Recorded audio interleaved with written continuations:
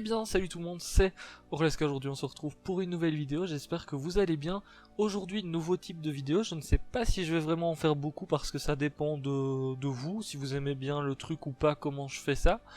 On se retrouve pour une petite vidéo review et on va faire la review de pas n'importe quel animé quand même parce que il s'agit de Boruto. Vous le savez, le premier épisode est sorti mercredi et j'avais envie de vous en parler.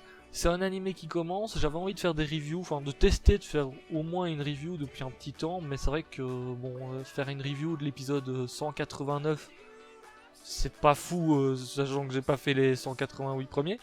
Alors qu'ici, voilà, nouvel animé, donc on est posé et tout, et en plus c'est un univers que j'aime particulièrement vu que c'est Naruto quand même, et Naruto, voilà, ça fait partie des piliers. L'univers de Naruto, ça fait partie des piliers au niveau des mangas, des animés et tout depuis des années. Donc ça fait plaisir. Alors Boruto, alors ça commence très fort, très clairement. Les premières minutes de l'épisode, c'est ouf, c'est vraiment ouf parce qu'on commence déjà à se poser plein de questions. Alors juste tiens à le dire, j'ai pas regardé le film. Apparemment ça n'a pas grand chose à voir avec le film Road to Boruto. Du coup voilà, j'ai pas regardé le film, donc peut-être qu'il y a des petites choses que je vais passer à côté alors qu'on l'a peut-être vu dans le film ou quoi. N'hésitez pas à réagir là-dessus parce qu'évidemment une vidéo review c'est fait surtout pour partager les théories, partager les impressions avec vous et vous partagez aussi vos théories et vos impressions dans les commentaires. Début d'épisode, on se retrouve donc un petit peu dans le futur justement. Ça c'est quelque chose déjà, un point très positif, se retrouver dans le futur pour au final suivre d'abord l'enfance justement pour voir comment est-ce que ça l'a amené à ce qui se passe là. Donc début d'épisode on voit Boruto un petit peu plus vieux, je dirais un petit peu comme si c'était en mode Shippuden quoi, si on prend par rapport à Naruto. Donc on a un petit peu ce Boruto plus âgé. Est-ce que ça veut dire qu'il va y avoir entre guillemets un second animé Boruto qui va être annoncé à un moment, un petit peu comme Naruto Shippuden? Ça reste à voir. En tout cas, on se retrouve dans le village de Konoha qui est complètement dévasté. Limite t'as l'impression que Pain il vient à peine de passer là, et encore je pense que c'est limite pire. Je pense que c'est limite pire quand même la situation du village là. On a Boruto qui est en train de se battre avec Kawaki qui est apparemment le nouveau méchant. Très clairement au niveau de l'apparence je le trouve quand même assez stylé, franchement il n'y a rien à dire. Boruto aussi il est très stylé et c'est complètement le bordel, ça se voit, il y a tout qui est détruit. On peut voir que le village a beaucoup changé, on va y revenir après parce que on va parler du village un petit peu plus loin dans l'épisode. Et le combat commence, il y a déjà plusieurs choses qui choquent. On voit déjà Boruto qui a une cicatrice au niveau de l'œil. Donc ça veut dire qu'il y a déjà eu un énorme combat, je sais pas si c'est contre Kawaki, mais il y a déjà eu un énorme combat qui s'est passé à un moment donné. Kawaki, on voit qu'il a des marques sur sa main, alors on sait pas trop ce que c'est comme pouvoir. Est-ce que c'est une sorte de marque maudite comme Sasuke avait au final, ou est-ce que c'est simplement une nouvelle technique, ça reste à voir. En tout cas ça m'a l'air assez stylé. Après on voit Boruto qui arrive et qui dit j'appartiens encore à ce village, enfin il dit pas ça comme ça mais c'est à peu près ça, je suis encore un shinobi d'ici, et qui remet son bandeau parce qu'il n'avait pas de bandeau. Et là il y a un truc marquant quand même, c'est qu'on voit sur son bandeau qu'il y a une griffe quoi, un petit peu comme il y avait sur celui d'Itachi. Allez, première question commence à se poser. Est-ce que Boruto aurait quitté le village à un moment et déserté un petit peu comme Itachi pour sauver le village parce qu'il avait plus envie d'être là et que voilà, et au final il revient dans le village parce que voilà c'est ses origines et tout, il a entendu que le village il se faisait attaquer, du coup il revient. Est-ce qu'on l'a exclu du village? Il y a plein de théories possibles là-dessus. Moi je pense qu'ils vont reprendre un petit peu le concept comme Itachi. Il a été contraint de quitter le village pour peut-être le sauver. entre guillemets, vu que là, bon, le village n'est pas vraiment sauvé, hein, parce qu'il est un petit peu détruit, ouais. Ça serait pour retarder un petit peu, justement, une attaque contre le village. Je pense que ça partirait plutôt là-dessus, parce que ça serait un gros clin d'œil, justement, à Itachi. Et bah voilà, Itachi, c'est quand même un perso qui est super aimé dans Naruto. Du coup, voilà, pourquoi pas repartir sur cette base-là. Et du coup là on a une base un petit peu différente justement parce que Naruto il était à fond pour Konoha, il était à 100%, il était prêt à protéger Konoha au péril de sa vie. Ici Boruto il combat pour Konoha donc on peut se dire la même chose sauf que voilà au début il dit une phrase en mode je suis un shinobi d'ici moi aussi. Est-ce que ça veut dire qu'à un moment il a hésité, enfin est-ce que ça veut dire qu'à un moment oui il était pas forcément à 100% avec le village ou quelque chose comme ça? C'est une bonne question. On voit aussi qu'il a une marque, encore une fois une marque un petit peu comme Kawaki justement, sauf que la sienne elle est bleue et celle de Kawaki elle est rouge. On sait pas trop ce que c'est ce pouvoir, ça, en tout cas c'est une marque qui se développe sur le corps quand ils utilisent un petit peu justement, quand ils l'utilisent un petit peu. Je sais pas exactement c'est quoi les attributs, est-ce qu'ils ont plus de puissance, est-ce que plus tard ils peuvent se transformer un petit peu comme Sasuke quoi au final, hein, en une espèce de démon. Enfin voilà, il y a pas mal de petites choses. Moi je pense que c'est un peu la technique de la marque maudite mais en modifié. À voir. Après, à voir, est-ce qu'ils peuvent aussi se transformer quand ils sont sous contrôle, entre guillemets, en démons? Ça reste à voir, mais ça pourrait être stylé justement d'avoir une histoire qui se rapproche un petit peu plus de celle justement de Sasuke que de celle de Naruto. Au moins, ça ne semblerait pas forcément répétitif. Moi, je trouverais ça cool. On voit aussi que il utilise un espèce de Byakugan. Alors je dis un espèce de Byakugan parce que pour moi c'est pas vraiment ça, c'est peut-être encore une forme évoluée de ces techniques là. Étant donné qu'on voit pas les veines à côté de ses yeux tout simplement quand il utilise son œil. Et surtout il ne le fait qu'avec l'œil droit. Donc est-ce qu'il aurait qu'une moitié de Byakugan et du coup ça lui sert juste un petit peu à certaines choses, à voir, je sais pas moi, ouais, avoir le chakra ou quoi, c'est une bonne question aussi. C'est une question que je vais me reposer à partir d'un moment dans l'épisode parce que justement on va voir un petit peu plus ça. Et là, on voit que le combat commence. Et Kawaki lâche une phrase assez marquante parce qu'il dit à Boruto: tu vas retrouver ton père. Enfin, je vais te faire retrouver ton père, mais en mode ton père il est mort, tu vas le retrouver dans les cieux. Du coup, là, c'est assez important parce que on se dit, est-ce que justement Naruto est mort? Est-ce que Naruto a été capturé, scellé? Parce que bon, il peut très bien être scellé, quoi. Je veux dire, il peut très bien être scellé et pas mort. Ça reste à voir. Et du coup la question se pose, est-ce qu'ils auraient osé faire mourir quand même le personnage principal du début du monde des ninjas, hein, Naruto quand même. Franchement je pense que ça pourrait être super positif d'un côté au niveau de l'histoire que Naruto justement soit mort, parce que j'ai l'impression que avec ce Boruto ils essayent de bien montrer que c'est différent. Enfin avec ce premier épisode j'avais cette impression, ils essayent de bien montrer que c'est différent de Naruto justement, que ça a évolué, qu'on va partir sur quelque chose de complètement différent. Et vous allez voir un petit peu plus loin que voilà, ouais, ils essayent vraiment de créer une grosse différence entre les deux. Après ça reste à voir. Donc on retourne ensuite dans le passé. Où Boruto voilà, il va avoir son premier jour à l'académie. Bon, d'abord il veut goûter un hamburger, bon ça on s'en fiche. Point qu'on remarque, c'est que le village de Konoha a bien évolué, il a bien grandi.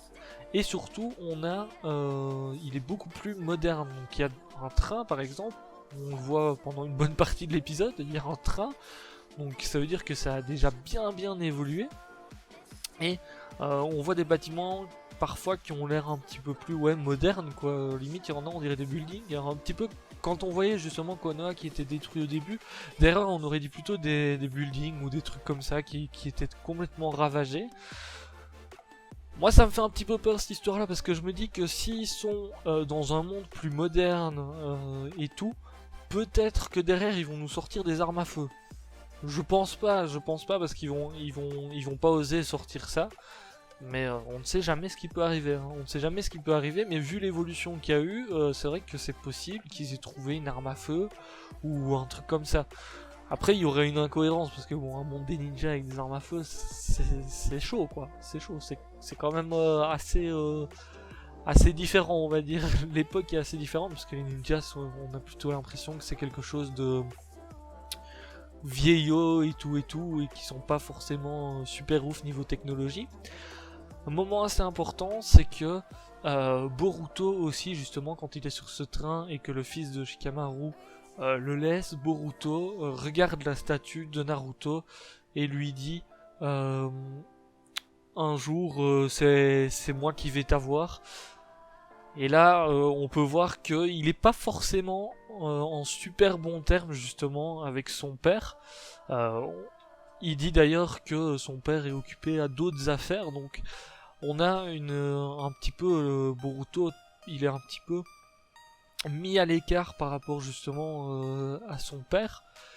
Là où Naruto était exclu du village par tout le monde, ici Boruto c'est simplement par son père, mais bon.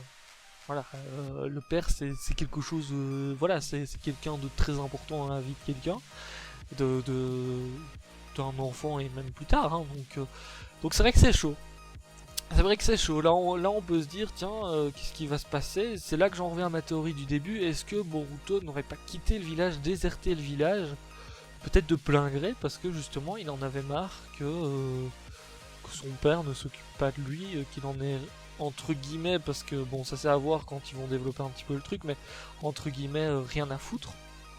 Enfin voilà, il y a pas mal de choses, on voit ensuite Boruto qui vient aider un inconnu, un gamin qui était en train de se faire voler son argent et tout, j'ai pas trop compris, j'ai l'impression qu'ils ont des cartes bancaires maintenant, après je sais pas si c'est vraiment ça, mais Boruto qui arrive, on voit qu'il connaît déjà le multiclonage notamment, donc on peut imaginer qu'il ait pas mal de techniques apprises de base et qu'on va pas forcément le voir apprendre des techniques au début.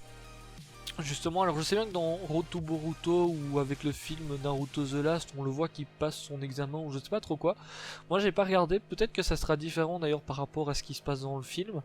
Parce qu'apparemment c'est vrai que sur certains points, c'est complètement différent ce qui se passe ici dans l'anime que dans le film. Après ça reste à voir.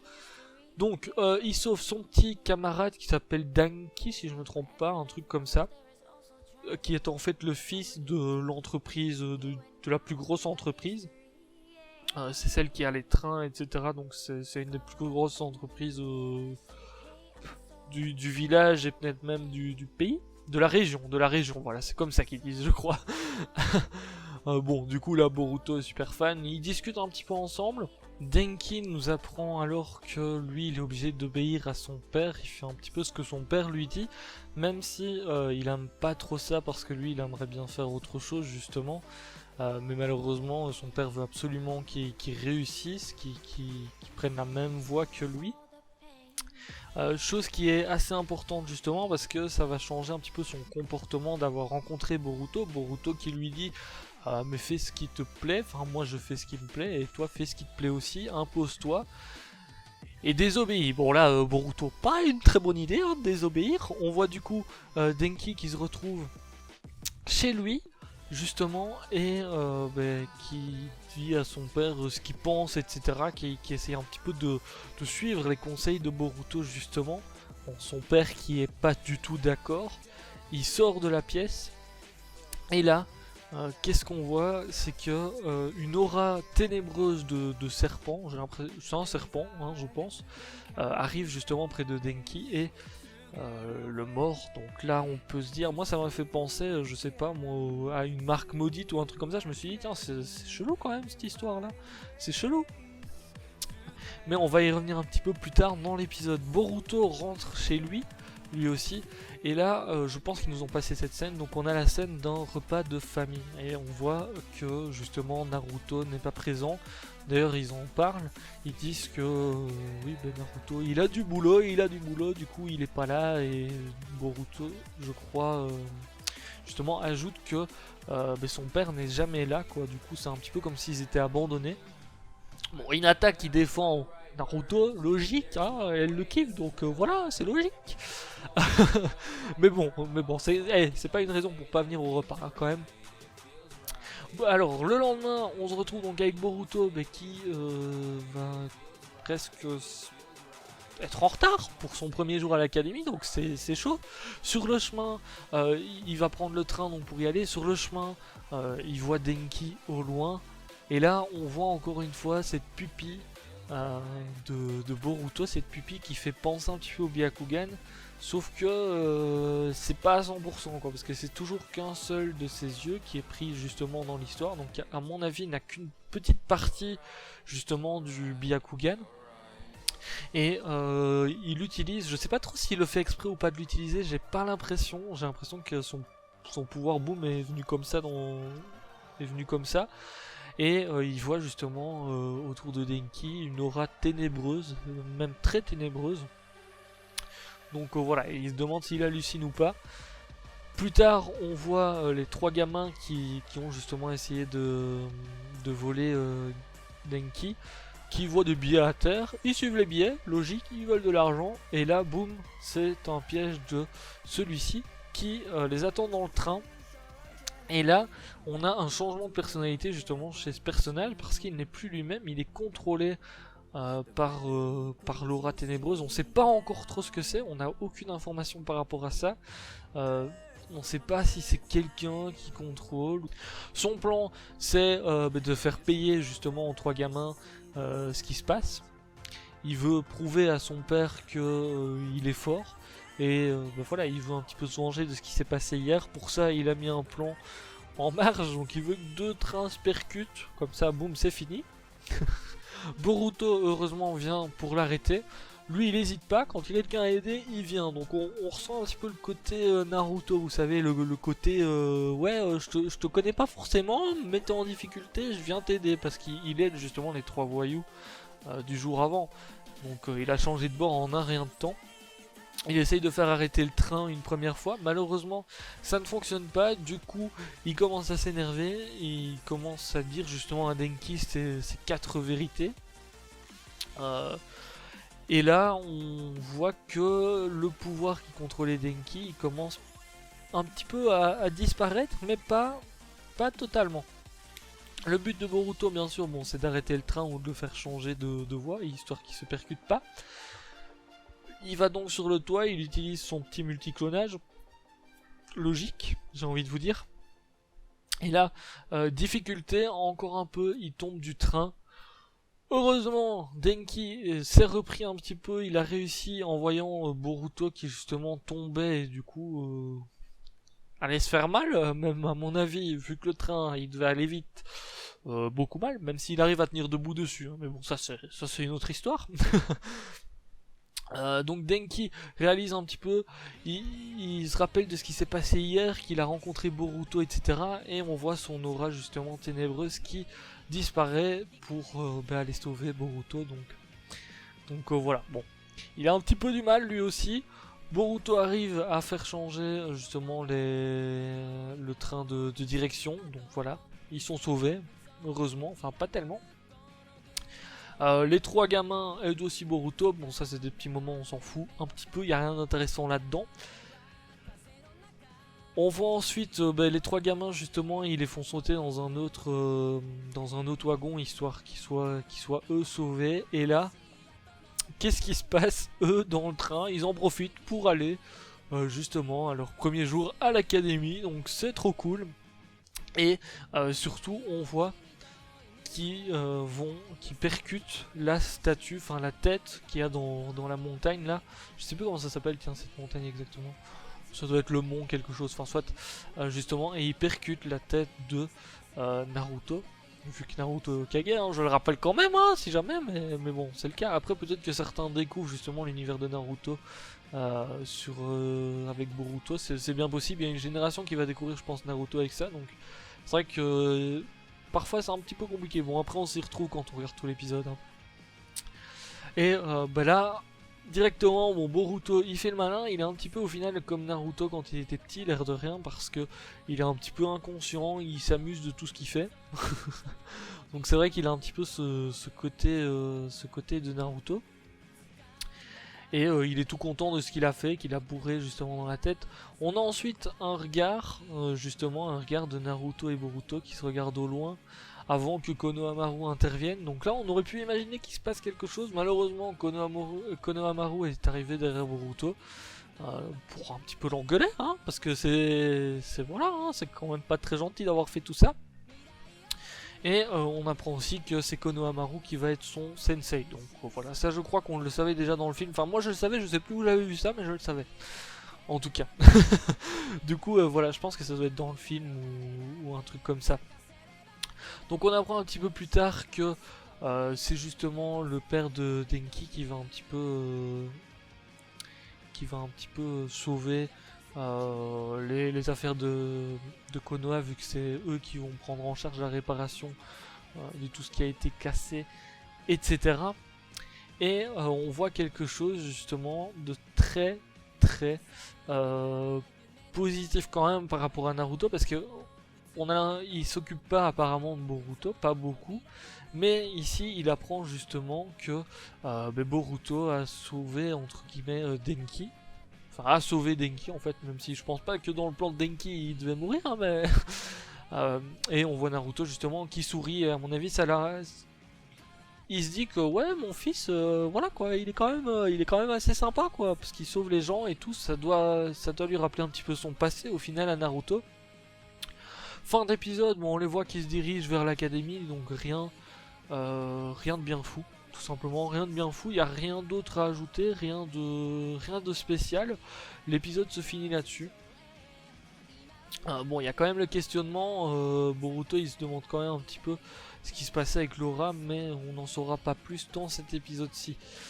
Et là, il lâche la phrase, cette fois-ci c'est mon histoire, en regardant encore une fois la statue, le visage de Naruto qui est sur la montagne.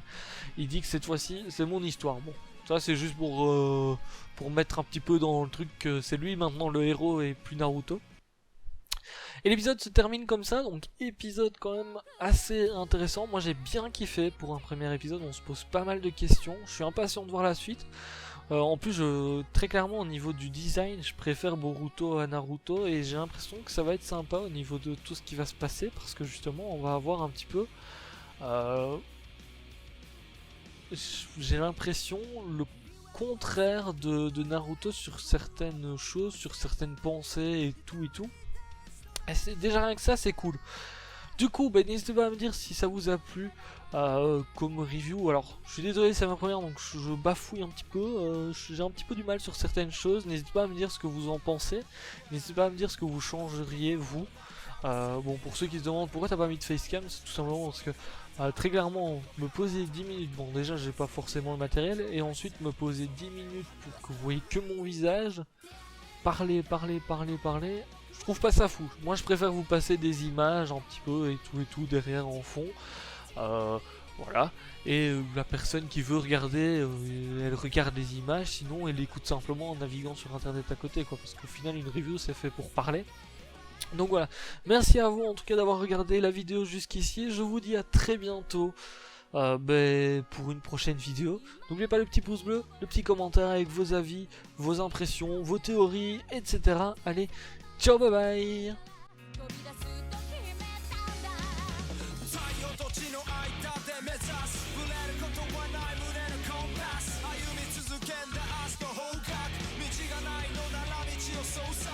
限界なんてない